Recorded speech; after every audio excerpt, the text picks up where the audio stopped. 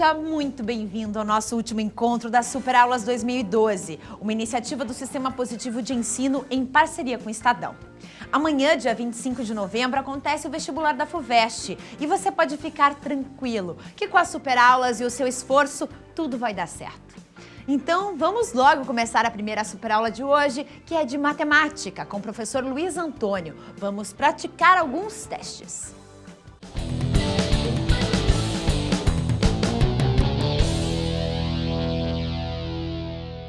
Olá, nós estamos aqui para mais uma aula em relação ao exame da FUVEST e Unicamp.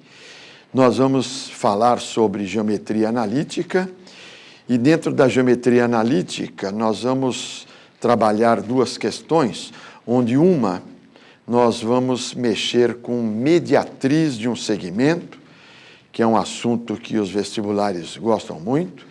Foi assunto de uma questão do exame da Unicamp, o ano passado, né, quando virou para esse ano. E depois vamos tratar sobre semiplanos, né, desenho, inclusive, fazer gráfico de semiplano e cálculo da equação de reta. Então vamos, para começar, a primeira questão. Quando um navio afundou, os únicos 3 sobreviventes nadaram em linha reta para locais diferentes. Eles nadaram com a mesma velocidade e, após 1 hora, encontravam-se nas posições A, B e C.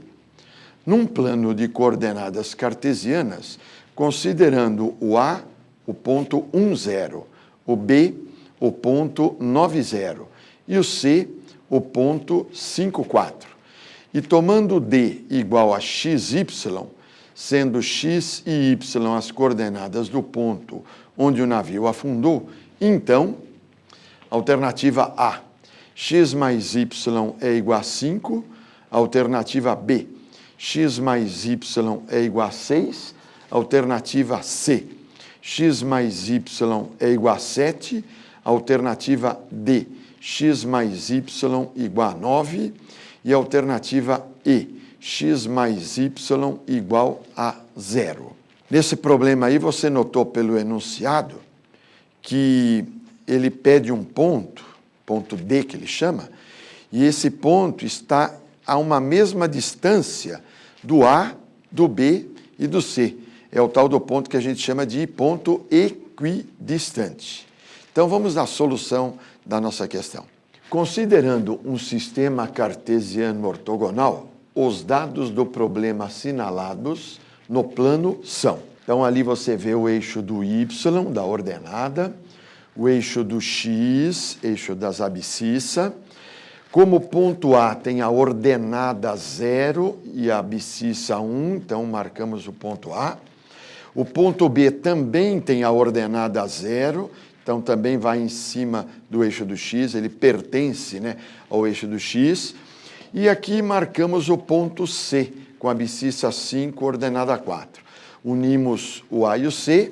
Do enunciado, que a gente conclui que o ponto D, onde o navio afundou, é equidistante dos 3 pontos ABC. Portanto, o ponto D é a intersecção das mediatrizes dos segmentos AB, AC e BC.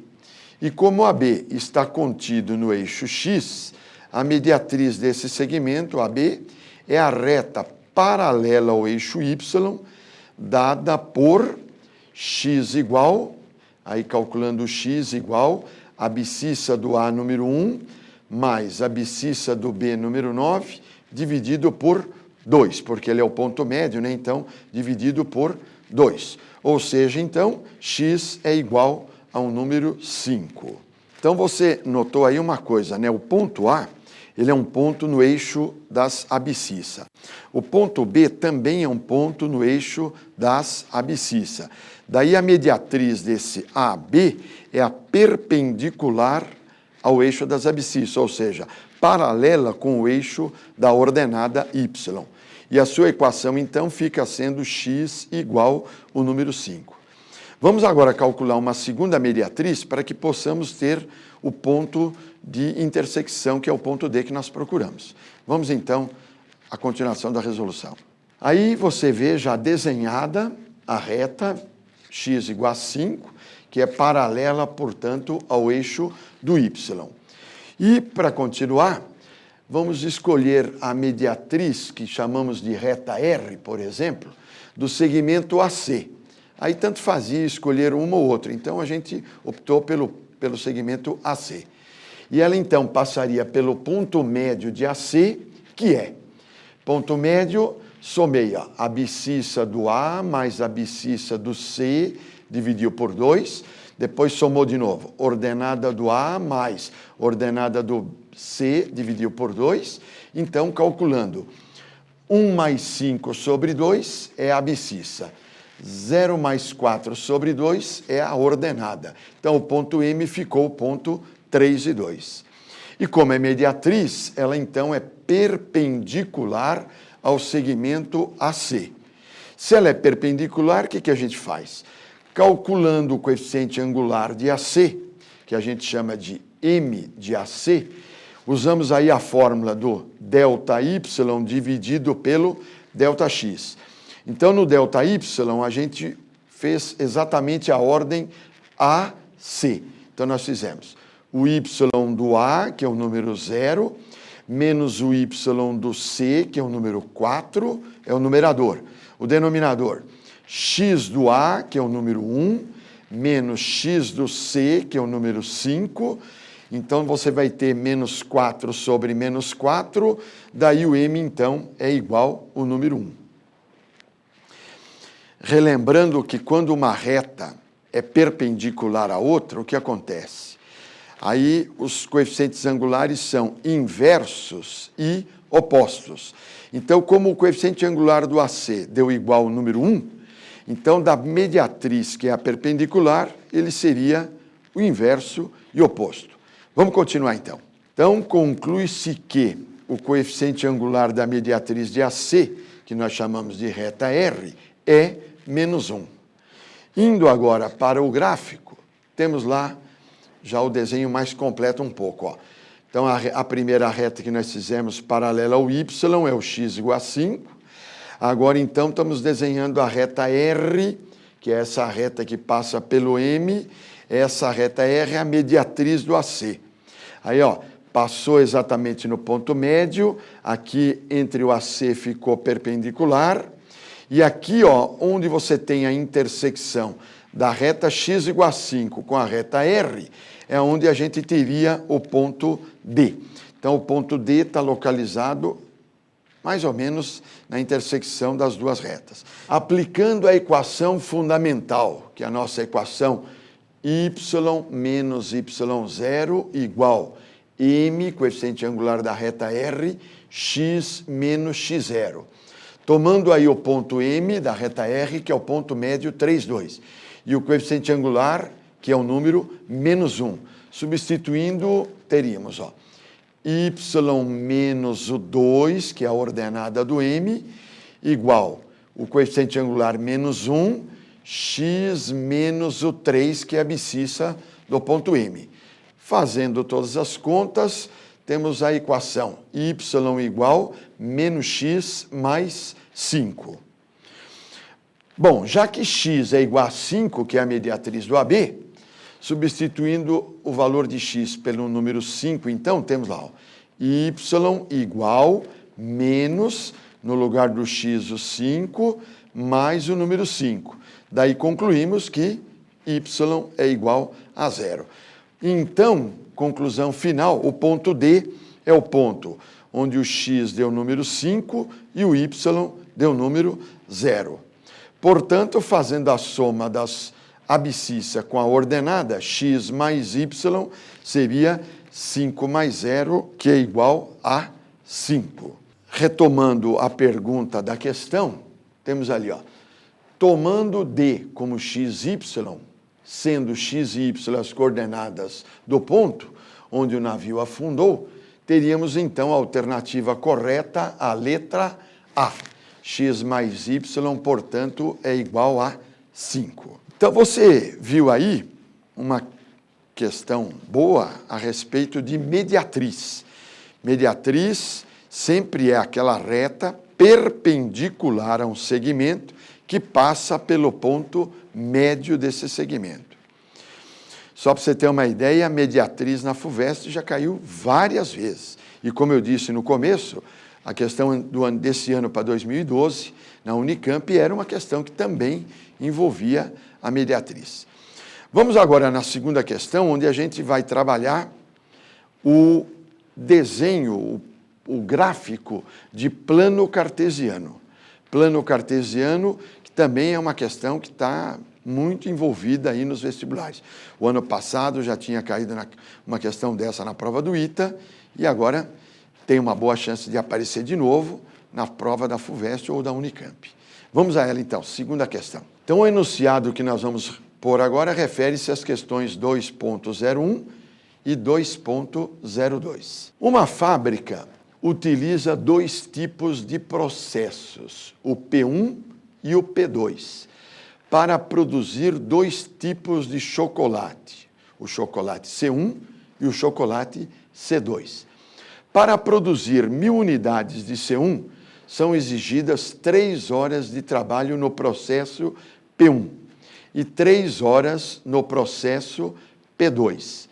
Para produzir 1000 unidades de C2, são necessárias 1 hora no trabalho no processo P1 e 6 horas em P2.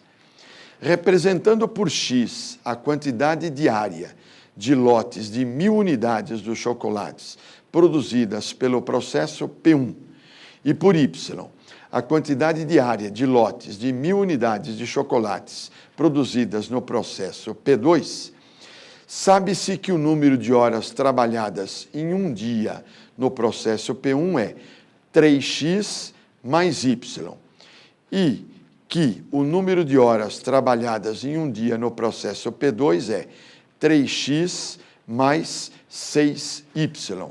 Você notou aí nesse enunciado da nossa questão que no próprio problema ele já deu uma introdução à equação do exercício. Então, repare uma coisa. No processo P1, ele já deu a equação aqui, ó, 3x é a produção do chocolate C1, mais o y é a produção do chocolate C2. Isso no processo P1. No processo P2, ele deu 3x é a produção do chocolate C1, mais 6y é a produção do chocolate C2. Então, vamos agora às duas questõezinhas, 2.1, 2.2. Vamos então a 2.1. Dado que no processo P1 pode-se trabalhar no máximo 9 horas por dia, e no processo P2 pode-se trabalhar no máximo 24 horas por dia, a representação no plano cartesiano do conjunto dos pontos XY que satisfazem simultaneamente as duas restrições de número de horas possíveis de serem trabalhadas nos processos P1 e P2 em um dia é... Então, temos aí a alternativa A, em seguida a alternativa B, depois a alternativa C, depois a alternativa D e a alternativa E.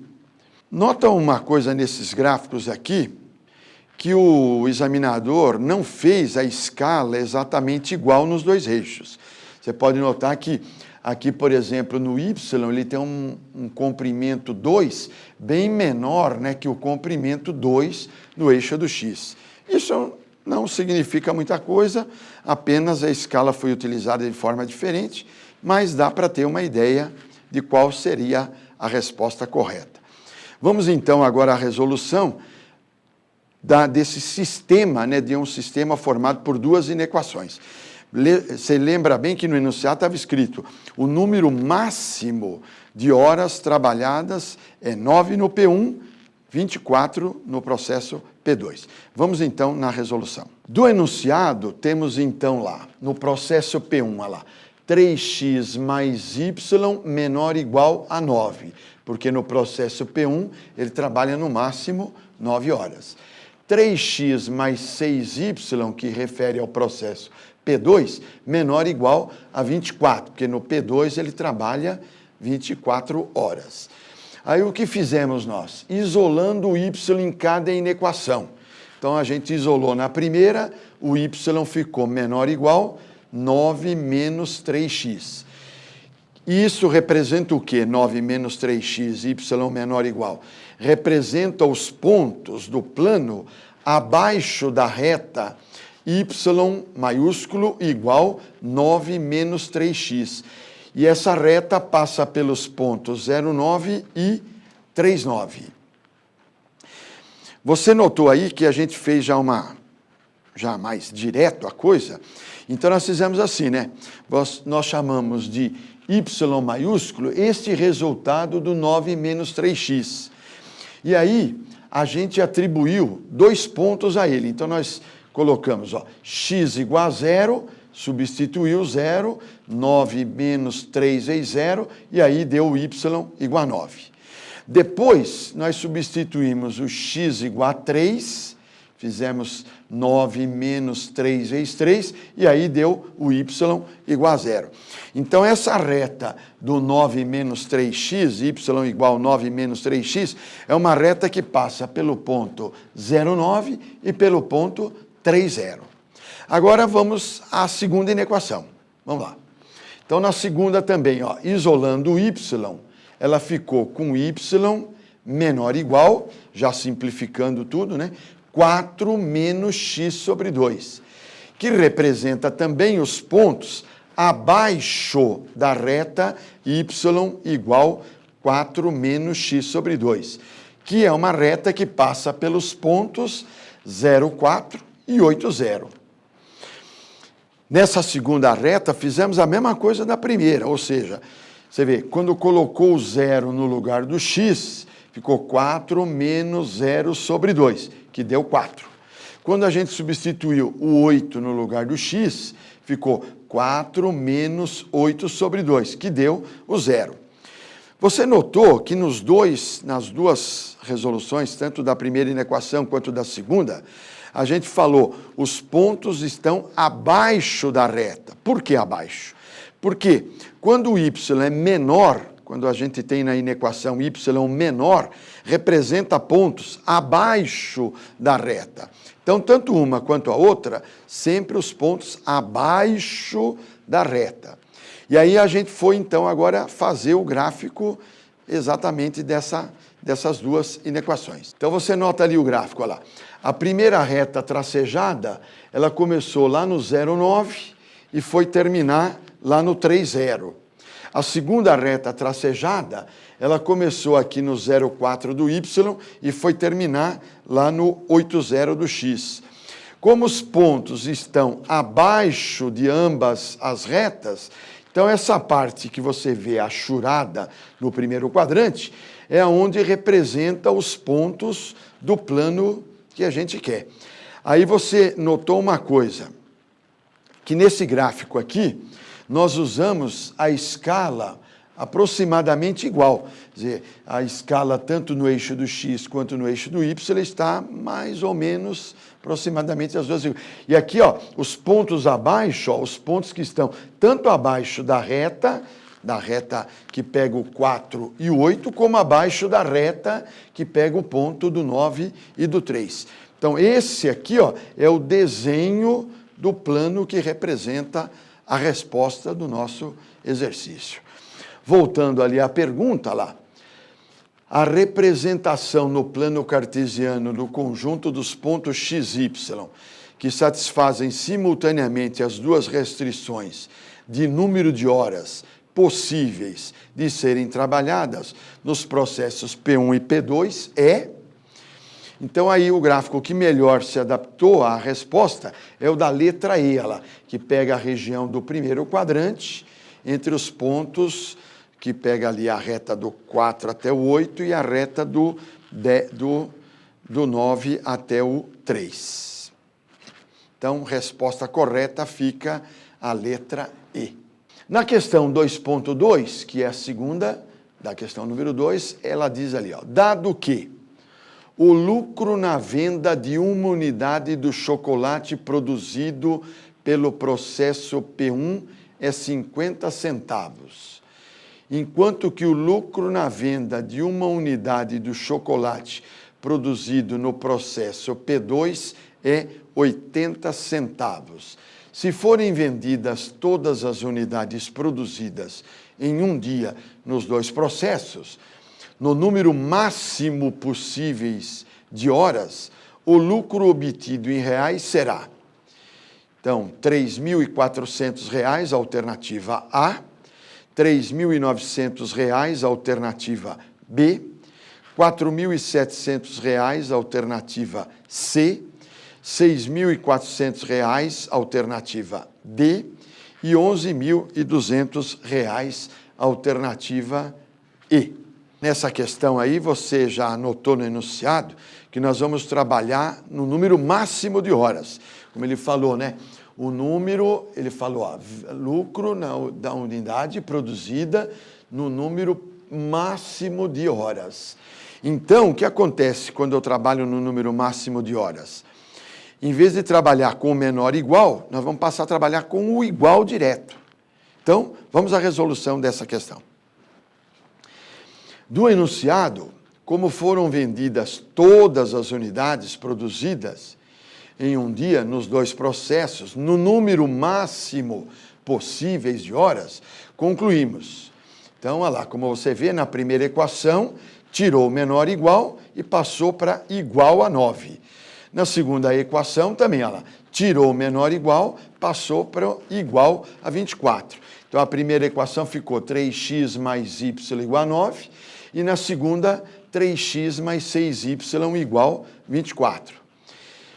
Para resolvê-la, a gente fez o seguinte, subtraímos a primeira da segunda. Então, ficou 3x menos o 3x, 0, 6y menos o y, 5y, 24 menos o 9, sobrou 15. Daí o y passou dividido no 15, e aí o y ficou, portanto, igual a 3. O que fizemos então? Pegamos o 3, substituímos, por exemplo, na primeira equação. Aí você pode substituir em qualquer uma, escolhemos a primeira por mais simplicidade. Aí ficou 3x mais o 3 no lugar do y igual a 9. Daí ficamos com 3x igual a 6, né? 9 menos 3, 6. Daí dividiu por 3, então, portanto, x igual a 2. Então, concluímos ali, ó, logo o lucro obtido será igual... Bom, como ele falou, ó, no processo P1, 50 centavos é o lucro em cada unidade. Foram vendidos X lotes, onde X era o número 2. Então, nós pegamos, ó, 50 centavos, que é o lucro, multiplica 2 vezes, que é o número de lotes, cada lote tem 1.000 unidades, então ficou 50 centavos vezes 2 vezes 1.000. No processo P2, o lucro é 80 centavos, foram vendidos Y lotes, então Y igual a 3, então ficamos com 0,80 centavos, multiplica por 3 lotes, multiplica 1.000 unidades cada lote.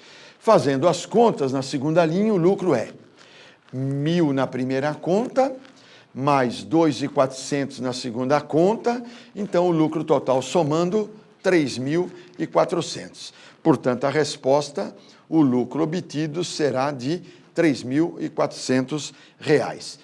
Então, só relembrando a pergunta da questão, ó, no número máximo possíveis de horas, o lucro obtido em reais será, resposta correta, então, a alternativa A, R$ 3.400. Então, você notou aí duas questões, né, nessa questão número 2, uma fazendo gráfico de inequações, e a outra já calculando em cima do máximo quais os valores de x e y. Quer dizer, na segunda questão envolveu mais sistema linear, mas um sistema simples, né, de duas equações e duas incógnitas, que inclusive fizemos a opção de subtrair uma da outra, porque você notou o 3x era igual, então subtraindo já cancelava o 3x e a gente já conseguia obter o resultado do y diretamente.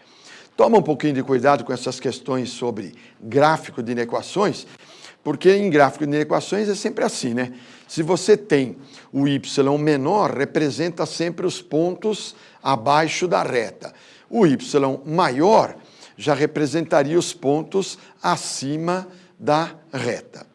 Então, espero que você faça uma boa prova de FUVEST, da Unicamp também, e até uma próxima aula.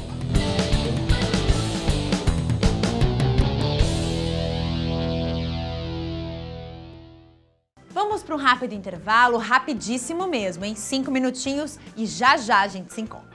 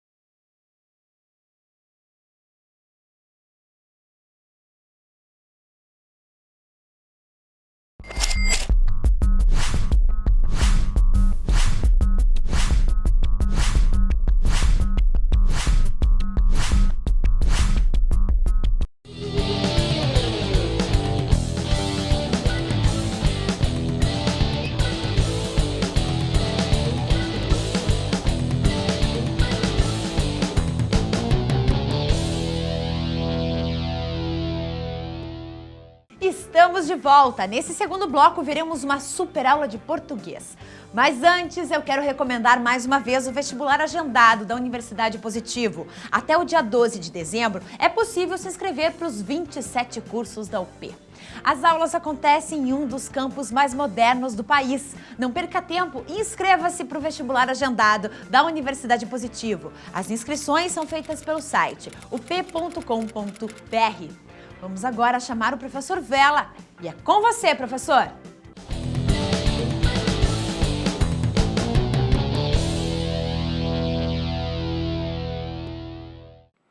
Olá, pessoal.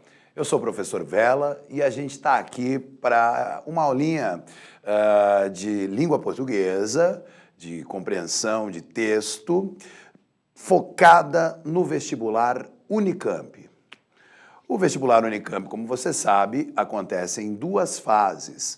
Língua portuguesa, porém, na primeira fase é apenas a redação. Na primeira fase a gente tem a redação, importantíssima, eliminatória, classificatória para a segunda fase. E língua portuguesa mesmo só na segunda fase, que vai acontecer lá em janeiro. Pelo que a gente combinou aqui no Positivo, o meu colega Ieso, mestre Ieso, cuidaria dessa primeira fase da Unicamp, deu uma aula sobre redação, e a nós caberá então a prova de segunda fase. A prova de segunda fase da Unicamp é uma prova bastante criativa, bastante arejada, que cobra conteúdos gramaticais, mas apenas na medida em que o conhecimento linguístico, a competência linguística, seja fundamental para a compreensão de texto. E é uma prova também que, a exemplo do que acontece com o Enem, não se limita apenas à língua portuguesa. É uma prova que costuma estabelecer correspondência entre a língua e outras linguagens, notadamente linguagens de apelo visual.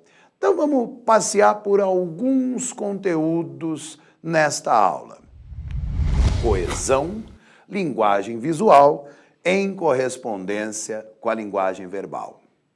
Vamos falar um pouquinho de coesão, então, e para tanto vamos voltar à lousa, aos bons tempos da lousa. Tenho aqui uma lousa de papel. Então vamos pensar num texto funcional, um texto de verdade, uma receita culinária, né? Então, uma cozinha maravilhosa de Ovela aqui, uma excelente receita de torta de cebola. Né? Cebola, que aliás é um excelente anticoncepcional. Vamos nós. Primeiro, pegue 3 cebolas.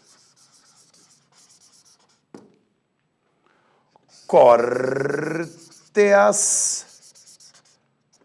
em rodelas. 1, 2, 3, 4, 5, 6, 7 palavras, 1, 2 frases. Apesar de toda essa multiplicidade, 7 palavras, 2 frases, podemos dizer que estamos diante de um único texto. Por quê? Porque há unidade. Por quê? Porque há coesão. Qual é a palavra da segunda frase que estabelece coesão com a primeira frase? Se você respondeu as, você acertou. É o as que estabelece coesão com a primeira frase. Pergunta: quem da primeira frase é retomado pelo as da segunda frase? Se você respondeu cebolas, você não está respondendo com exatidão. 3 cebolas. Todas as 3 cebolas da primeira frase estão aqui neste as da segunda frase. Imaginemos agora uma continuação para o texto. Pegue 3 cebolas, corte-as em rodelas, jogue-as em fogo brando. Ih, rapaz, mas aí eu vou repetir o as. E nas línguas de base latina, como é o caso da nossa língua portuguesa, não é recomendável a repetição desnecessária de palavras. Não é legal repetir palavras. É melhor substituir por outras palavras. É o que prega. Línguas de base bárbara, como o inglês, não há problema nenhum a repetição de palavras. Mas na língua portuguesa isso é um grande defeito de redação. Então, peraí, pegue 3 cebolas, corte-as em rodelas, jogue-as... Ah, mas aí eu vou repetir o as. Jogue elas. Não, aí eu tenho um erro de português, porque o elas é um pronome do caso reto. Não pode ser colocado aqui em posição de objeto. Jogue, jogue. Ai, meu Deus. Ô, mãe, me dá um sinônimo de cebola. Ô, mãe, peraí, tô pensando. Hortaliça. Ah, valeu, mãe. Pegue 3 cebolas, corte-as em rodelas, jogue as hortaliças em fogo brando. Gente, pelo amor de Deus, chega uma hora que eu não preciso... A regra é a seguinte, eu não preciso escrever o que eu não preciso escrever, né? A gente pode estabelecer a coesão por ausência também. Pegue 3 cebolas, corte-as em rodelas, jogue em fogo brando. Qualquer leitor, qualquer usuário da língua portuguesa vai preencher com o que esse espaço vazio aqui? Vai preencher com as 3 cebolas devidamente cortadas em rodelas. O nome desse recurso, o nome grego, elipse, é o apagamento. No entanto, muita gente, na hora de escrever, utiliza um recurso extremamente deselegante que revela falta de intimidade com a linguagem escrita, um recurso artificial que ninguém usa quando está falando. E o nego, por falta de intimidade com a linguagem escrita, por falta de ler textos bem escritos, texto de gente que escreve bem, o cara usa esse recurso achando que está abafando. É um recurso deselegante, típico de textos legais. Texto de boletim de ocorrência, texto de legislador, texto de advogado. Desculpa falar disso. Mas é um recurso seguinte, o cara usa a expressão referencial o mesmo e as flexões de gênero e número, o mesmo, a mesma, os mesmos, as mesmas, para se referir a seres concretos no lugar de ele, ela, eles ou elas. Acho que o cara acha que ele é coisa de pobre, então ele se sente mais chique, mais elegante, usando o mesmo. Você pega um boletim de ocorrência, por exemplo, pode reparar, cara, todo mundo é o mesmo. Tirando o criminoso, que é o elemento, o resto é o mesmo. O marido é o mesmo, a mulher é a mesma, o carro é o mesmo, a casa é a mesma, e o mesmo ligou para a mesma, e entrou no mesmo, e pegou o telefone, e o mesmo, a mesma, o mesmo. O cara é tentado a escrever aqui, pegue 3 cebolas, corte-as em rodelas, jogue as mesmas em fogo brando. Meu, joga em fogo brando, mete a tesoura. Você pega, às vezes, manual de instrução de coisas. Vocação, né? Desde pequeno ganhava brinquedo, eu me interessava bastante pelo manual de instruções. Eu gostava de ler o manual de instruções. Aí a gente cresce. Tem um ditado em inglês que diz o seguinte: difference between man and boy is just the price of the toy. A diferença entre o homem e o menino é só o preço do brinquedo. Então eu gosto muito do brinquedo, carro, por exemplo. Aí vou ler o manual de instruções. Aí tem assim: cuidado com esses 4 parafusos. Mantenha os mesmos sempre bem apertados. Quer dizer, se um dos parafusos espanar, o que eu faço? Ué, troca. Não posso trocar. Mandou manter os mesmos, tem que manter os mesmos ali, né? Pelo amor de Deus, meu, que o mesmo da onde? Quer dizer que eu não posso usar o mesmo? Não, vamos disciplinar assim. Tudo bem você usar o mesmo, e aí é só o mesmo, masculino, para se referir a fatos, eventos abstratos, tá? Agora, vamos barrar o mesmo, a mesma, os mesmos e as mesmas para se referir a seres concretos, ele, ela, eles e elas. Então vamos pensar o seguinte: o ladrão apontou o revólver para a mulher e a mesma gritou de medo. Não, o ladrão apontou o revólver para a mulher e ela gritou de medo. Agora, o ladrão apontou o revólver para a mulher e fez o mesmo com o marido. Aí tudo bem, porque aí o mesmo se refere ao ato de apontar o revólver, né? Vamos então, agora, olhar uma primeira questão do vestibular Unicamp que envolve o conceito de coesão textual e que brinca com este deselegante uso da expressão o mesmo.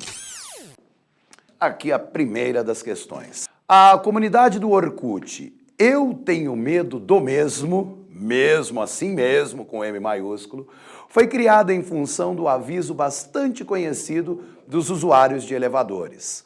Antes de entrar no elevador, verifique se o mesmo encontra-se parado neste andar. Quem que circula nas regiões urbanas já não se deparou com esta placa ali no elevador? Aí, rapaziada, no Orkut, olha o tempo do Orkut, criou essa comunidade. Eu tenho medo do mesmo. Eu tenho medo do mesmo. E aqui está a placa do elevador. Aviso aos passageiros. Antes de entrar no elevador, verifique se o mesmo encontra-se parado neste andar. E aí a comunidade brincou aqui, ó, mesmo, o maníaco dos elevadores. Aí tá aqui, ó, tá escrito assim: em todo elevador que a gente vai, tem aquela placa avisando para ter cuidado com o mesmo. Antes de entrar no elevador, verifique se o mesmo encontra-se parado neste andar. Mesmo, o maníaco dos elevadores. Aí vem a questão da Unicamp. Explique o que torna possível o jogo de palavras, mesmo, o maníaco dos elevadores, usado pelos membros dessa comunidade. Zé, a Unicamp, então, tirando um sarro dessa placa e deste deselegante uso de o mesmo. O que acontece? A turma, então, está pegando o mesmo, que se refere a um ser concreto, masculino, singular. Claro que o autor do texto, ele pretendia que esse o mesmo se referisse a elevador. Agora, mesmo é uma palavra referencial, uma palavra coringa, como tantas há na nossa língua.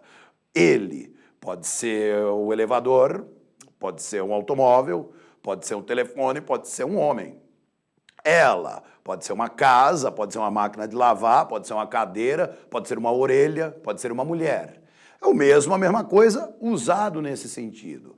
Quando a turma do Orkut vai e grafa mesmo com inicial maiúscula, virou um substantivo próprio, virou o nome de alguém. Quem? O maníaco dos elevadores. Vamos ver então a forma de redação de resposta de questão escrita. Esqueci de comentar no comecinho da aula, né? Esta prova de segunda fase do vestibular Unicamp, assim como acontece com a prova de segunda fase do vestibular FUVEST, é uma prova toda escrita, toda discursiva. O vestibular FUVEST ainda tem na primeira fase, as questões, os testes de múltipla escolha do tipo ABCDE, como a gente resolveu na outra aula que a gente teve. Na segunda fase, não. Você tem que escrever, né? Então, esse vestibular acaba sendo o único esporte que primeiro você tem a disputa em pênaltis, para depois ter o jogo para valer. Então, muitas vezes, não basta a gente saber a resposta. A gente tem que conseguir se expressar. Então, a forma de redação da resposta da questão escrita. Vamos ver, então, a redação que a gente sugere para a resposta desta questão. Vamos voltar à pergunta. Explique o que torna possível o jogo de palavras, mesmo o maníaco dos elevadores, usado pelos membros dessa comunidade. A resposta que a gente sugere. A comunidade ironiza o deselegante emprego de o mesmo para se referir a seres concretos como o elevador. O emprego da inicial maiúscula, mesmo, permite interpretar o ser concreto não como elevador, mas como um homem, o temido maníaco dos elevadores. A questão B, né, diagnosticado esse problema de elegância, esse crime de lesa elegância que há no texto do elevador, então a questão B, diagnosticado o problema, vai pedir uma cirurgia plástica nesta plaquinha do elevador. Vai pedir que a gente reescreva de modo a eliminar essa possibilidade de duplo sentido, acabar com a graça da comunidade do Orkut e, principalmente, conferir uma maior elegância. Olha só a questão B. Reescreva o aviso de forma que essa leitura não seja mais possível. Bom, então aqui a gente pode aplicar aquele toque que a gente deu lá no começo. Gente, pelo amor de Deus. Chega uma hora que eu não preciso. A regra é a seguinte: eu não preciso escrever o que eu não preciso escrever. Eu não preciso escrever o que eu não preciso escrever, né? Porque às vezes o cara não se conforma, ele quer usar o mesmo. Ele fala, mas se eu não usar o mesmo, eu tenho que repetir. Antes de entrar no elevador, verifique se o elevador encontra-se parado neste andar. Não, senhor, eu não preciso repetir. Então seria plenamente aceitável pela Unicamp uma resposta assim: antes de entrar no elevador, verifique se ele encontra-se parado neste andar e acabou. Tudo certo. Ele substitui o elevador em vez de eu mesmo. Entretanto, se a gente lembrar do toque que a gente deu lá na receita da torta de cebola, pegue 3 cebolas, corte-as em rodelas, jogue em fogo brando. Mete a tesoura. Eu não preciso escrever o que eu não preciso escrever. Então, olha só. Antes de entrar no elevador, verifique se o elevador encontra-se parado neste andar. Que tal eu dizer o elevador uma vez só e na outra vez eu não digo nada?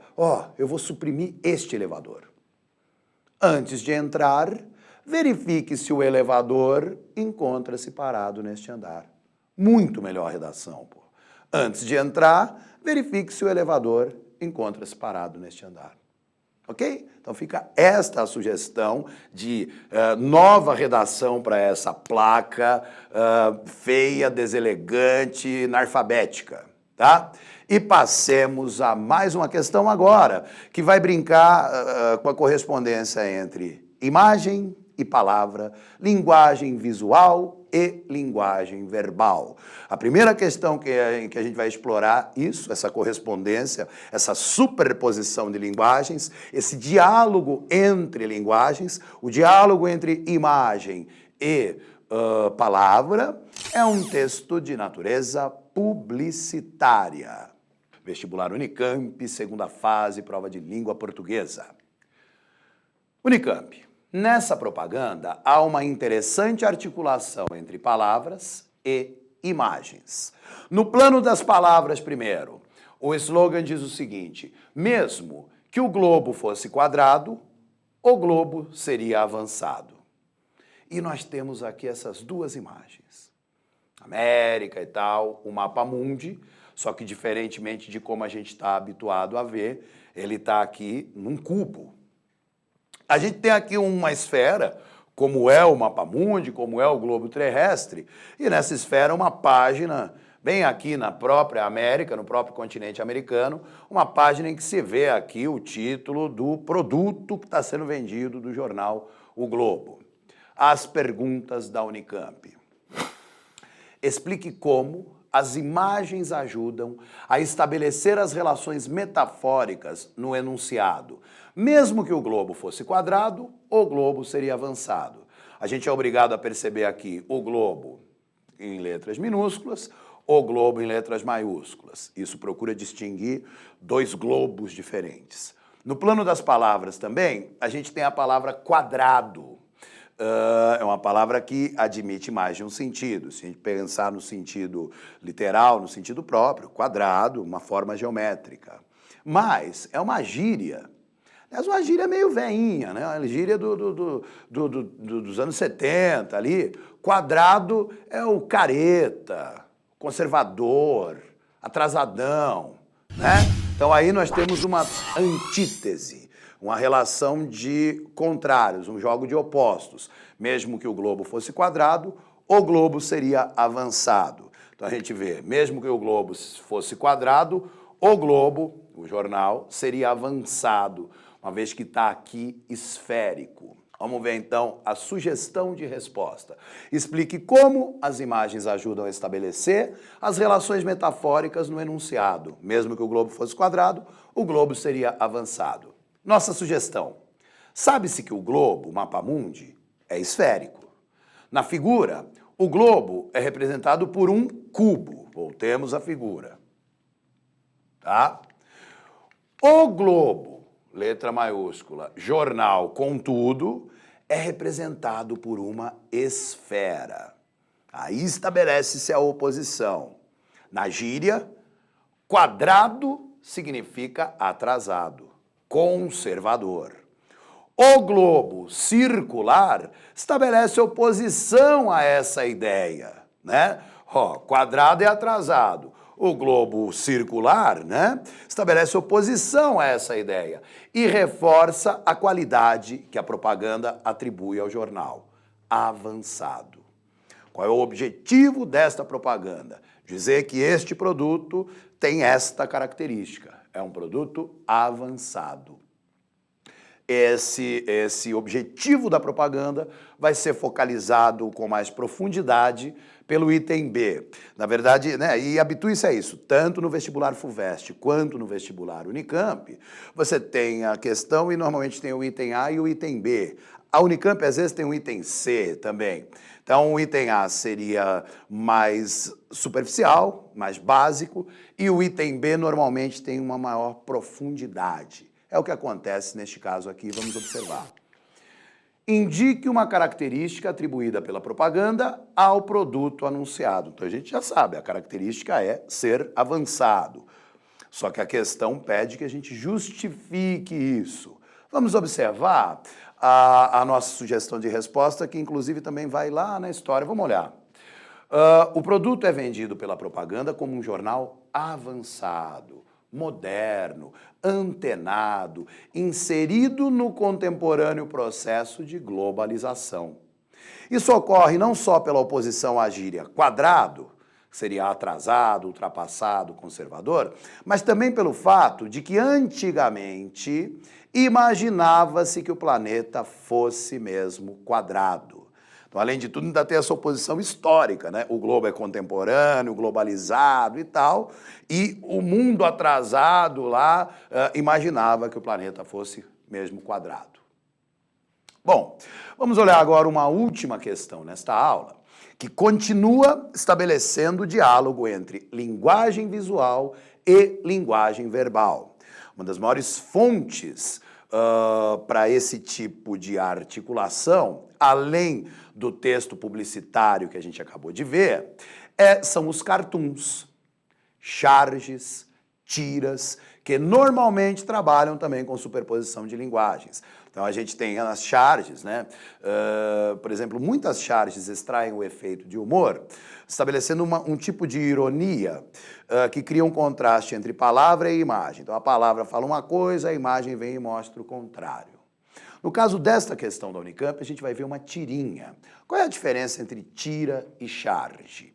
Bom, a charge normalmente acontece num único quadro, quadrado, mas não necessariamente, eu posso ter sequência na charge.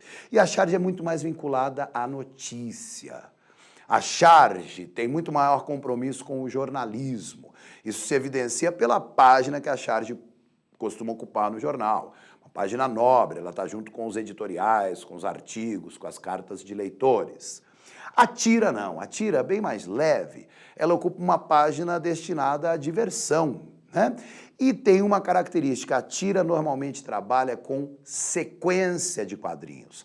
A tira é arte sequencial e normalmente reserva para o último quadrinho um efeito surpresa, que estabelece um elemento surpresa, né? Que estabelece o efeito de humor. A Unicamp, na questão que a gente vai olhar, foi buscar essa tira num dos maiores gênios dos quadrinhos brasileiros, que é o cartunista Laerte. Vamos conferir. Tira clássica em 3 quadrinhos. Primeiro quadrinho. O cara chega na casa do outro e se apresenta. Afinador de piano. E ele está segurando um diapasão na mão. Afinador de piano. O dono da casa, entra. Aí estão aqui os 2 personagens, o piano está ali. O dono da casa diz, esse é o piano. Quero que fique dessa finura assim para não atravancar a sala. Para a revolta do afinador de piano, que foi lá para afinar o instrumento, afinar as notas, as teclas e tal, e aí agrediu com o piano na cabeça do dono da casa, que reclama, cara grosso. Bom, imagens e palavras. Nessa tira de Laerte, a graça é produzida por um deslizamento de sentido. Qual é ele? Às vezes a gente estranha o termo, a expressão utilizada pela pergunta. Mas se a gente olhar bem, que deslizamento de sentido, quadro a quadro. Afinador de piano. Eu quero que o piano fique dessa finura. Aí depois, cara grosso. Então, há um deslizamento de sentido, uma palavra específica em cada quadrinho, né? Vamos observar, então, a sugestão de resposta. A tira extrai o efeito de humor pelas alterações de sentido ao longo da sequência de 3 quadrinhos no âmbito das palavras afinador, finura e grosso. Então, se a gente considerar apenas a linguagem verbal, existem diferentes campos de sentido. O termo aqui, quando a gente se refere a sentido, significado em língua, é o campo semântico, é a área da semântica. Então, a gente tem essas palavras próximas, por identidade ou por oposição, em diferentes campos semânticos. Aqui, quando o cara diz afinador de piano, é o campo semântico da música. Quando o cara diz, eu quero que fique dessa finura, aí é o campo semântico do espaço, né? Espaço físico. Aí quando o cara diz, cara grosso, quer dizer, grosso se opõe a fino no campo semântico da educação, da polidez, da elegância. Como a gente tinha acabado de afirmar na questão anterior, é muito comum que a Unicamp, né, e mesmo a FUVEST, segunda fase, tem um item A mais de reconhecimento, e um item superficial, e um item B de maior profundidade. É o que vai acontecer aqui. O item A pedia que a gente identificasse um deslizamento de sentido. O deslizamento de sentido se dá no âmbito dessas 3 palavras, cada qual em um dos 3 quadrinhos. Afinador, finura e grosso. O item B vai pedir que a gente articule cada uma dessas palavras em cada um desses quadrinhos com uma imagem. Vamos conferir a questão B, a última que a gente resolve nesta aula.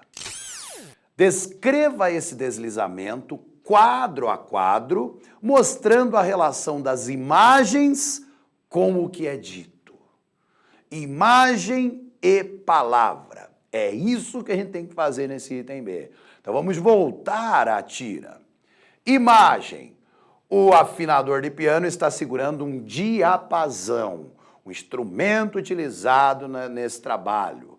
Então, o diapasão articulado com a palavra afinador sugere o campo semântico da música no primeiro quadrinho. No segundo quadrinho, o piano está em cena, o que sugeriria também o campo semântico da música. Entretanto, a palavra finura é articulada com o gesto do nosso amigo aqui, dono do piano, finura. Então, a palavra finura está no campo semântico do espaço físico.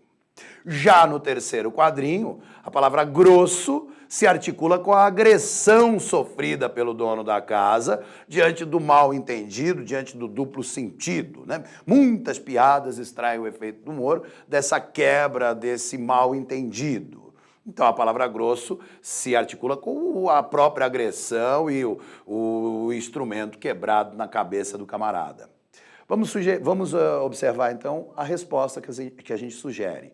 A redação da resposta da questão escrita, que, como já dissemos e como sabemos, é muito importante. Não basta a gente saber, a gente tem que saber dizer o que a gente sabe, expressar, né? Então, olha só, redação para essa última pergunta da nossa aula de hoje. No primeiro quadrinho, a palavra afinador relaciona-se ao diapasão na mão do personagem da esquerda e enquadra-se no campo semântico da música. Matei o primeiro quadrinho, vamos ao segundo. No segundo, apesar do piano em cena, a palavra finura relaciona-se ao gesto do personagem da direita e enquadra-se no campo semântico do espaço.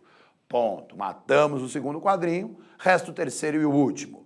No último quadrinho, a palavra grosso, no contexto da agressão, opõe-se a fino, no campo semântico da educação, da elegância, da polidez.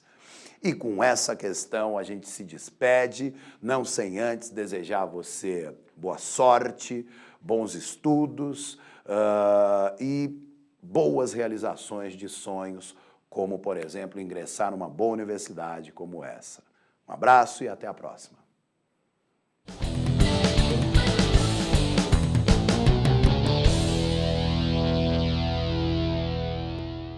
Valeu, professor! Muito boa essa aula, hein?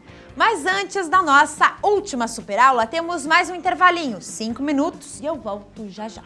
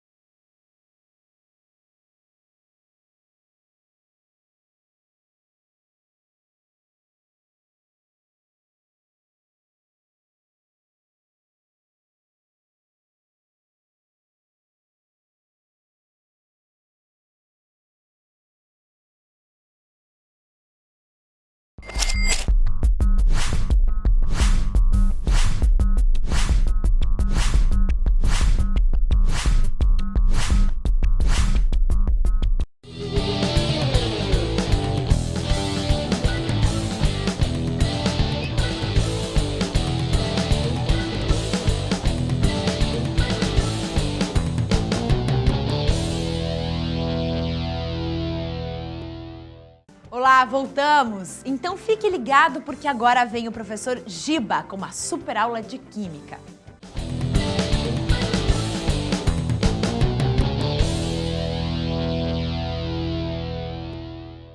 Olá, amiga, olá, amigo. Aqui quem vos fala é o professor Giba de Química, do curso Positivo em Curitiba. Queridos amigos, observe uma coisa. Nós vamos enfocar hoje o cálculo estequiométrico junto com a termoquímica, a parte da química relacionada com calor, energia na forma de calor. Lembra, a termoquímica, ela relaciona o quê? O calor liberado ou calor absorvido, tanto nos processos, melhor dizendo, físicos ou químicos. Vamos lá? Então acompanhe, venha comigo, observe aqui, olha, cálculo estequiométrico e termoquímica. Vamos encarar um exercício da Unicamp. Observe, exercício 1, o Anta está aqui, né? Esse Anta, o meu querido personagem Anta. Vou falar um pouquinho do Anta. O Anta não é no sentido pejorativo. Esse Anta é no sentido de nós percebermos o quê? Que temos deficiências em vários setores e que temos que ir atrás do conhecimento. E não podemos ter vergonha de perguntar. Então o Anta é nesse sentido de sempre ir atrás do conhecimento. Essa ponta da luva é para ir atrás da dúvida e dissipá-la para ter muito sucesso na vocação. Beleza? Que vocação? A vocação que é a felicidade de exercer o ofício da paixão, de você ir atrás da sua paixão, a sua vocação e se dar bem na vida. Então vamos pegar essa questão da Unicamp? Vamos lá, pessoal? Venha comigo.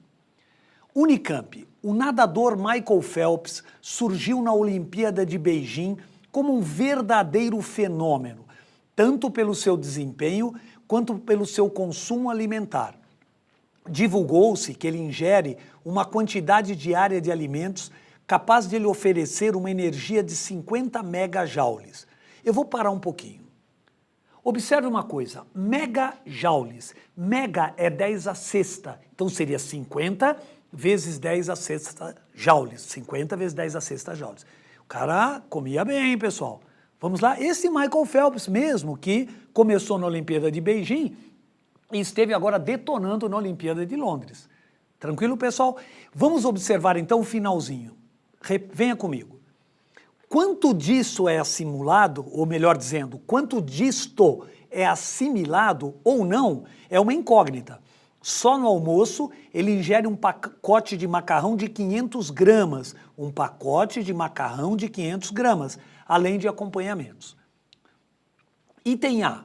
Suponha que o macarrão seja constituído essencialmente de glicose, fórmula molecular C6H12O6, e que no metabolismo toda essa glicose seja transformada em dióxido de carbono e água.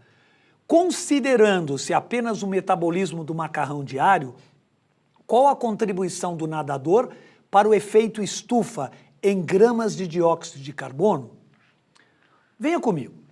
Observe uma coisa, efeito estufa, que em inglês é chamado de greenhouse effect, o efeito da casa verde, que está associado à estufa de planta. O aumento da temperatura da Terra pela retenção das ondas de calor, radiação infravermelha, metano, vapor d'água, CO2, retém a radiação. Então o Sol esquenta a Terra e essa radiação iria se dissipar.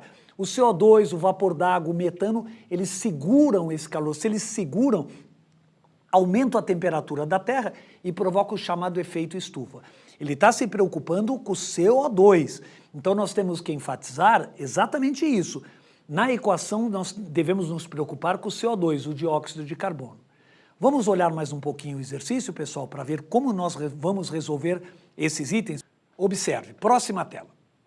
Item B. Qual a quantidade de energia em quilojoules associada à combustão completa do macarrão, da glicose, ingerido diariamente pelo nadador? Dadas as entalpias de formação em quilojoule vezes mol a menos 1, a glicose menos 1.274, a água menos 242 e o dióxido de carbono menos 394.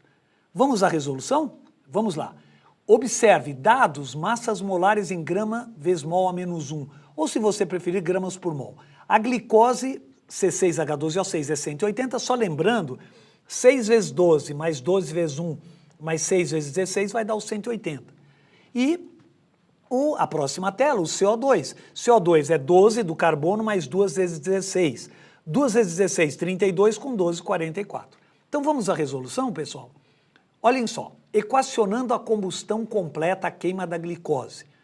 Observe, glicose mais O2, dando CO2 e água. Os coeficientes são 1 de glicose para 6 de O2, 6 de CO2 e 6 águas. Vamos lá, pessoal. 1 mol de glicose, a proporção dos coeficientes é a proporção em mols, para 6 mol de CO2. 1 mol de glicose, a massa molar é 180 gramas, 6 mol de CO2 vai dar 6 vezes 44, que é 264 gramas. Observe que ele ingeriu 500 gramas. 500 gramas, qual vai ser a massa correspondente de CO2? Fazendo uma regrinha de 3, observe, o AN está dando uma força aí, né? Vai ficar 500 vezes 264 por 180, que vai dar 733,3 gramas. Então, a contribuição diária será de 733,3 gramas de dióxido de carbono. Essa seria a resposta, mas segura um pouco a tela. Venha comigo. Você vai falar, mas contribuição diária do quê? Do CO2 para o efeito estufa. Porque ele falou que a massa de CO2 deu, olhando a tela, 733,3 gramas de CO2, que vai contribuir, essa massa vai contribuir para o efeito estufa. Beleza, pessoal? Vamos dar uma olhadinha agora no outro item, no item B? Acompanhem comigo. Venha, vamos à tela. O ΔH, ele pode ser calculado pela seguinte fórmula, somatória do ΔH de formação dos produtos menos somatória do ΔH de formação dos reagentes. Ou seja, o ΔH pode ser final menos inicial. Vou parar um pouquinho nessa tela e vou voltar aqui para você. Você deve estar pensando, ô Giba, mas o ΔH não é final menos inicial? Como assim somatória dos ΔHs de formação dos produtos menos reagentes? Quando eles derem uma tabela com os calores de formação, passa a ser o valor daquela substância. Então, gente, é muito fácil. É só você substituir embaixo de cada substância o seu respectivo valor. E lembrar que o O2 tem entalpia zero, porque é uma substância simples, e entre O2 e O3, o mais comum é o O2. É o que é o mais estável O2 entre O2 e O3, que é o ozônio e o O2. Então, as variedades alotrópicas do oxigênio, o gás oxigênio tem entalpia zero, beleza? Então acompanhe comigo, vamos bem devagar a tela para resolver esse item B que é maravilhoso. Vamos lá. E eu vou colocar os valores. Observe, pessoal, a da glicose, menos 1.274, o O2 é zero, o calor de formação, só que vezes 6, vai dar zero também. CO2, 6 vezes menos 394 e a água, 6 vezes menos 242. Esses valores foram dados na tabela. Vamos lá, somatória dos reagentes vai dar menos 1.274, porque você vai somar com zero, e aqui, efetuando o cálculo, vai dar menos 3.816. Ora, o ΔH é final menos inicial, então vamos substituir. Olhem só, final, menos 3.816, menos o inicial, que é menos 1.274. Isso nos leva a um ΔH de menos 2.542 kJ por mol de glicose. Ora, 1 mol de glicose, já que o ΔH é negativo, a reação é exotérmica. Então, o ΔH é menos 2.542 kJ. Parar um pouquinho nessa tela. Venha comigo. Você deve estar pensando, ô Giba, mas o ΔH está negativo, por que está escrito ESO? Porque se o ΔH é negativo, houve uma perda de calor, Então esse calor está sendo liberado para o meio ambiente. Beleza, pessoal?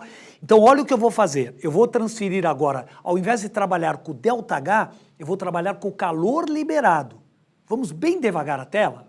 Venha comigo. Observe. 1 mol de glicose, 180 gramas. Esses 180 gramas liberam 2.542 kJ. Não ponha mais o sinal menos. A palavra liberam já está dizendo que eles estão perdendo. 500 gramas vão liberar quanto? Fazendo a regra de 3, né? X vai ficar igual a 500 vezes 2.542 dividido por 180. Facilmente, o AN está dando uma força aí, você chega em 7.061,1 kJ. Então, observe que essa energia, a energia liberada, quando ingeriu 500 gramas, quando o Michael Phelps ingeriu 500 gramas de macarrão. Próxima tela, vamos fechar? Então, a resposta, o dedinho do Anta indicando 7.061,1 quilojoules. Tranquilo? Venha comigo.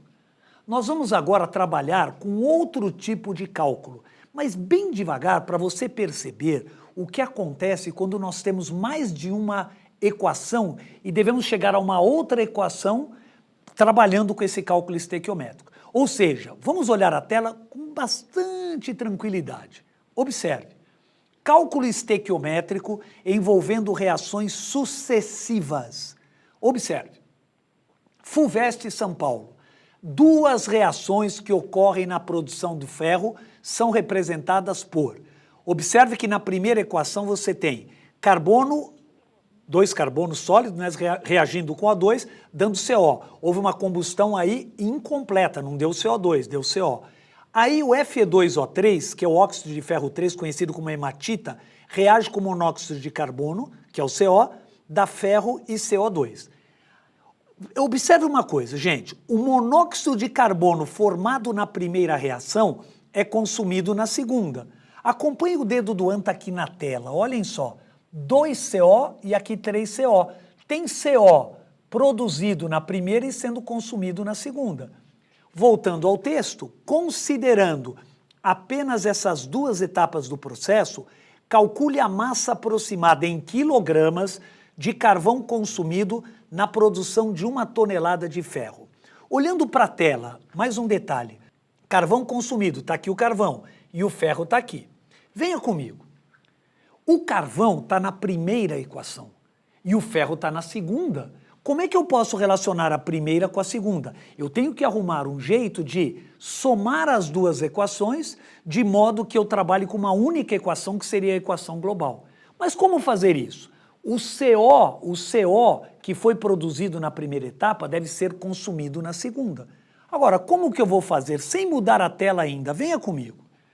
Observe que aqui tem 2 CO na primeira equação e na segunda tem 3.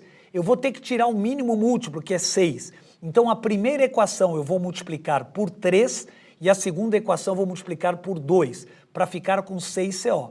Vamos lá, próxima tela.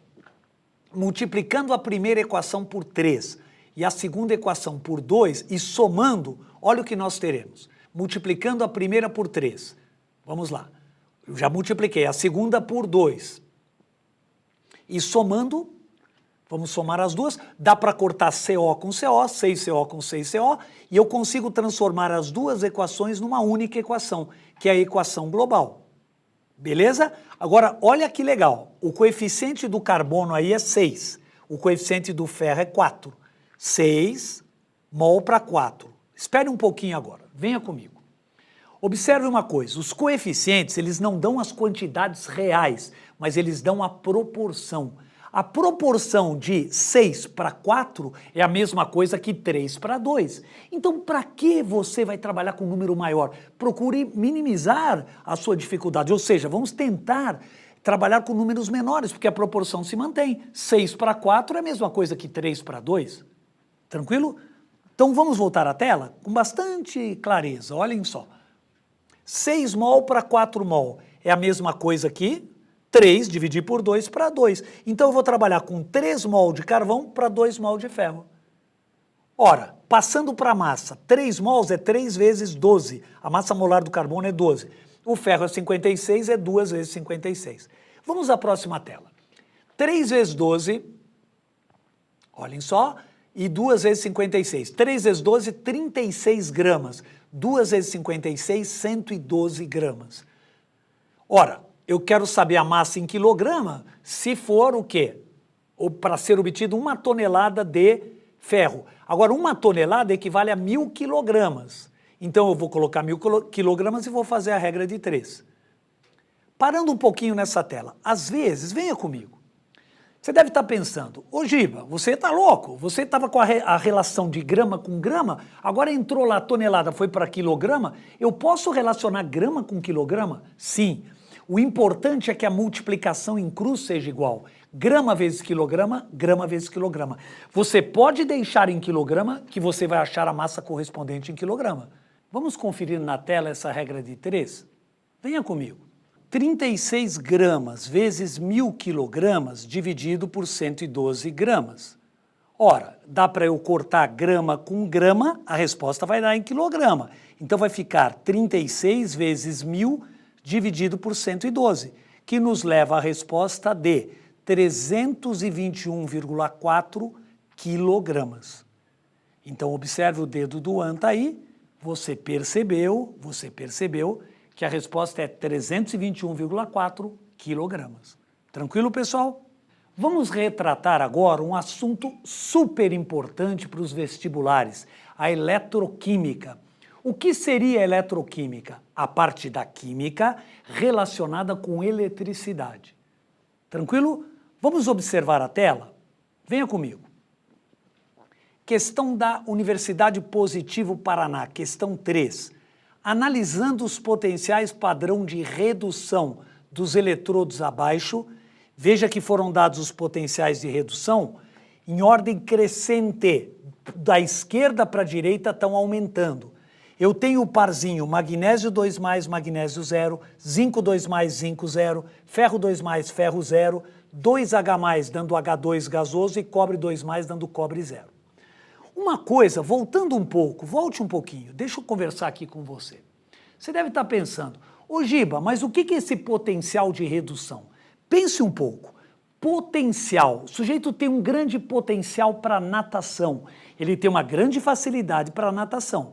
Se ele tiver um grande potencial para redução, ele tem uma grande facilidade para sofrer redução. Agora, o que é sofrer redução? Sofrer redução é receber elétrons. Redução. Recebe elétrons. E por convenção a gente adota o hidrogênio como zero, porque não existe nenhum aparelho no mundo que meça o potencial diretamente. O que se mede através do voltímetro é a DDP, a diferença de potencial. Então você observou que foram dados os potenciais de redução de vários pares. De um lado é redução, do outro lado é oxidação. E vamos analisar a pergunta que foi feita na Universidade Positivo e, além disso, vamos fazer também um resuminho teórico. Então, bem devagar, com muita tranquilidade, venha comigo. Olha a pergunta. É correto afirmar que o magnésio 2+ é o melhor agente oxidante? Item B, a equação zinco 2+ mais ferro metálico, ferro 0, dando zinco 0 e ferro 2+, no sentido indicado, representa uma reação espontânea. Item C, o zinco 0, o zinco metálico, é o melhor agente redutor. Outra coisa, a equação cobre 2+ mais magnésio 0, dando cobre 0 e magnésio 2+, no sentido indicado, representa uma reação espontânea. E na alternativa E, numa pilha constituída por eletrodos de zinco e de cobre, a DDP inicial será de 0,42 volts. Antes de ir à próxima tela, venha comigo. Vamos tentar exemplificar o que seria oxidante, o que seria redutor, como assim DDP. Quer dizer, com muita tranquilidade, vamos dar todo o enfoque teórico para que você tenha um grande embasamento para chegar à resposta correta. Tranquilo? Vamos lá, pessoal, voltando à tela. Acompanhe. Reações de oxirredução. Eu vou calcular o NOx, que é o número de oxidação. Oxidação é o processo em que há um aumento algébrico do número de oxidação, ou seja, ocorre perda de elétrons. Magnésio, passando para magnésio 2+, mais 2 elétrons. Observe que o magnésio, o NOx era 0 e foi para mais 2. Por que aumentou? Porque houve uma perda de 2 elétrons. E é interessante você observar na tela que o magnésio era 0 aqui. E se você somar as cargas, mais 2 com menos 2 dos elétrons, tem que dar 0. Venha comigo um pouquinho. Numa equação iônica balanceada, a soma das cargas do lado dos reagentes tem que ser igual à dos produtos.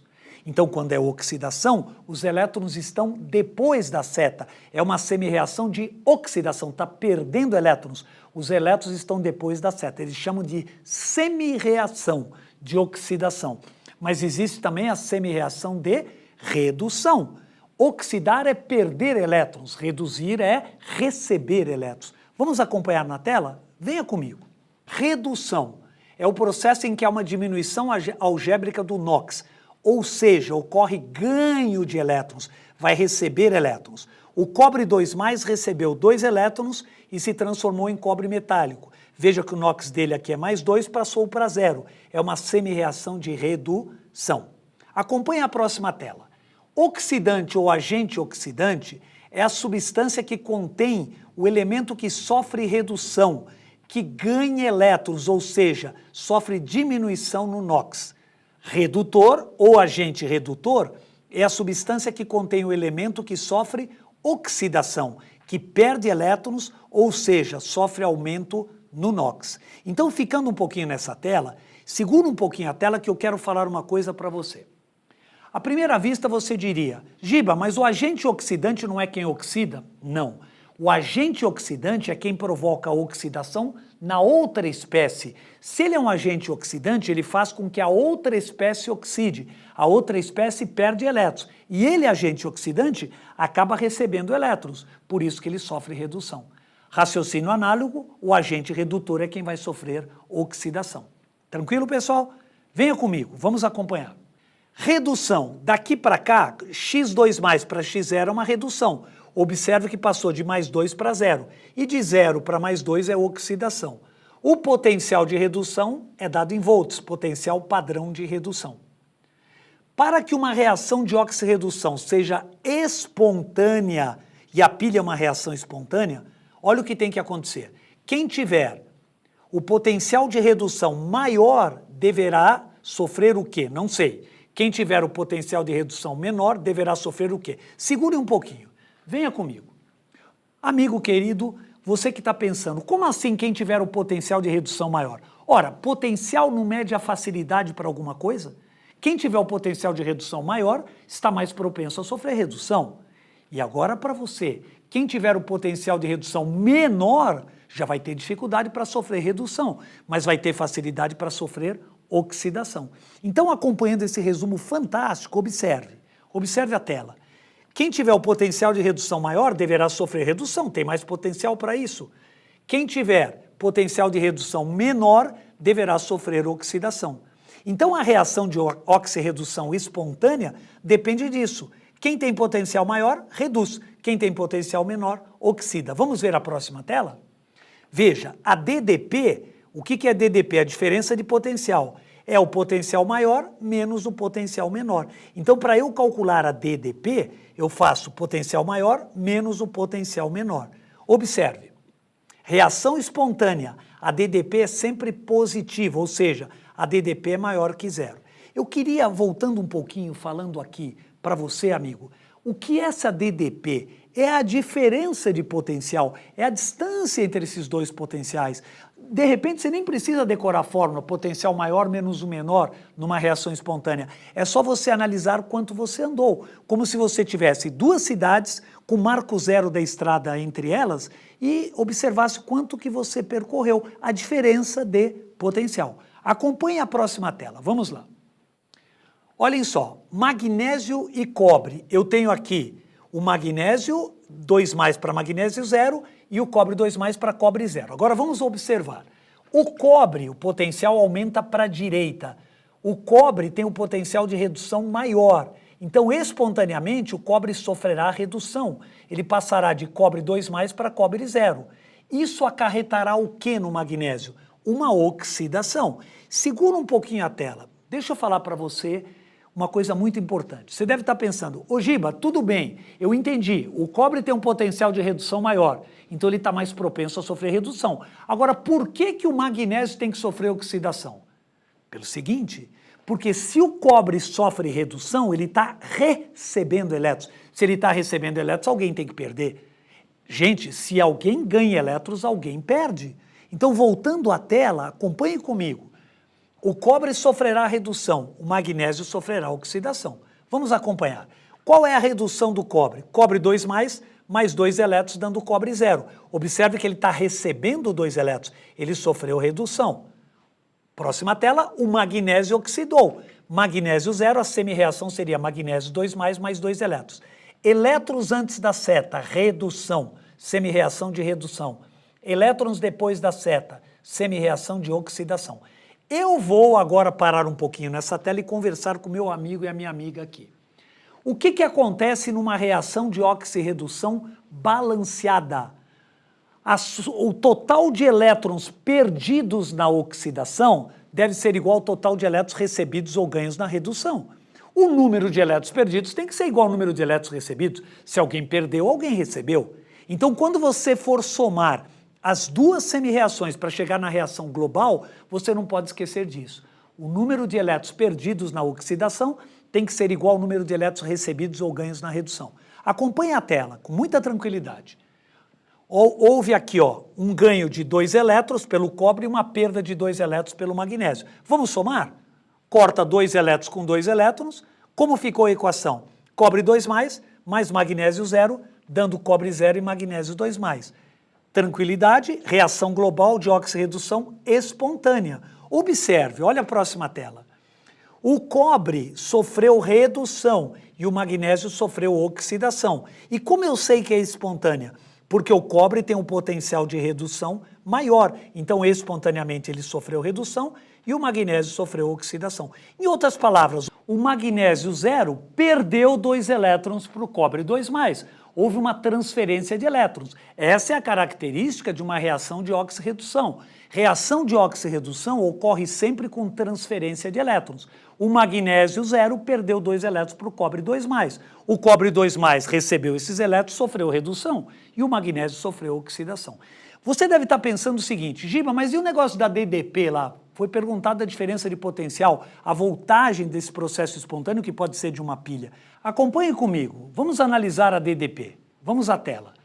A DDP, que é a voltagem da pilha numa reação espontânea, que é também medida pelo voltímetro, como é que eu calculo essa DDP? É o potencial de redução maior menos o potencial de redução menor. Então acompanhe. A DDP vai ser potencial de redução maior, é o do cobre, mais 0,34. E o menor é o do magnésio, menos 2,37. Cuidado, mais 0,34 menos 2,37, isso vai dar uma DDP de mais 2,71 volts.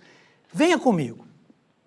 A DDP de um processo espontâneo, e a pilha é uma reação espontânea de oxirredução, ela vai ser sempre positiva. Sempre positiva. Lembre disso no vestibular. Se a pilha é uma reação espontânea, a DDP é positiva. Bom, então nós já calculamos a DDP, nós tínhamos as alternativas, agora eu preciso o quê? Procurar a resposta correta da universidade positivo. Então vamos acompanhar a próxima tela para chegarmos o quê? A resposta correta. Alternativa A, por que está errada? Ela diz assim, o magnésio 2+ é o melhor agente oxidante.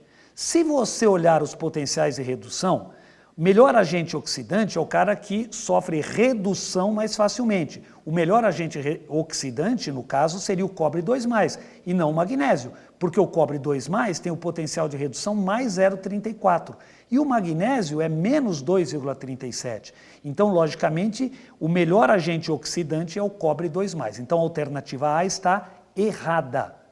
Por que que a alternativa B está errada também? Diz assim a alternativa B. A equação zinco 2+ mais ferro 0, dando zinco 0 e ferro 2+, no sentido indicado representa uma reação espontânea. Não é verdade. Não é verdade porque nessa equação que eles representaram, o zinco está sofrendo redução. E entre o ferro e o zinco, se você olhar os potenciais, quem deverá sofrer redução espontaneamente é quem tem o potencial de redução maior. Então o ferro 2+ é que deveria sofrer redução e não o zinco 2+. Então a alternativa B está errada. A alternativa C diz que o zinco 0, o zinco metálico, é o melhor agente redutor. Não é verdade. O melhor agente redutor do que eles forneceram, se você analisar, o agente redutor tem que sofrer oxidação. O que está mais propenso a sofrer oxidação é o que tem o menor potencial de redução. No caso, seria o magnésio 0.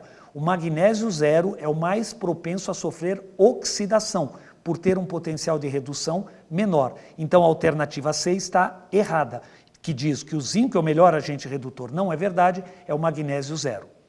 E a alternativa E, por que está errada? Ela diz assim: numa pilha constituída por eletrodos de zinco e de cobre, a DDP inicial será 0,42 volts positivos. Analise a tela novamente. Observe que o cobre tem potencial de redução mais 0,34 em relação ao hidrogênio, que por convenção é zero, e o zinco é menos 0,76. Ora, a DDP você pode calcular por potencial de redução maior menos o potencial de redução menor, porque você está tratando de reações espontâneas. Essa DDP vai dar 0,34 menos 0,76, vai dar 1,10 volts positivo.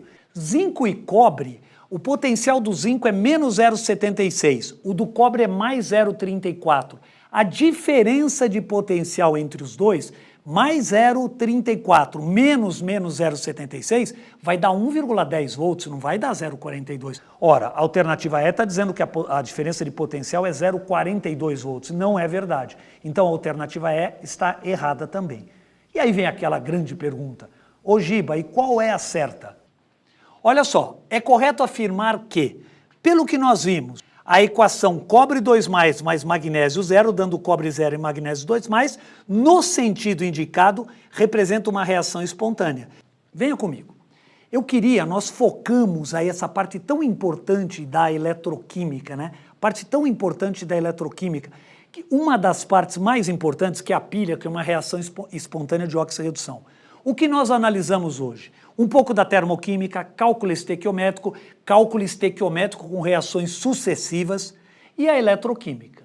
Então eu quero terminar com uma frase de Godard: nada é mais forte do que uma ideia cujo tempo chegou. Esse é o seu momento, essa é a sua hora. Então acredite no seu potencial e tenha muito sucesso nos vestibulares. E procure a sua vocação. E não esqueça, ama a tua vocação com paixão, ela é o sentido da tua vida. Um grande abraço no coração de todos vocês, do professor Giba e do meu querido personagem, o Anta. Tchau, pessoal!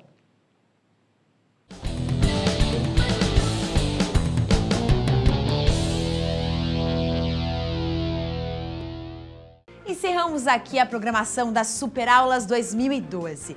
Por mais de 50 dias estivemos juntos na maior preparação que acontece em todo o país, oferecida para milhares de estudantes, inteiramente gratuita, através da parceria do Sistema Positivo de Ensino e do Estadão. Um verdadeiro serviço de utilidade pública que une educação e comunicação por meio da tecnologia.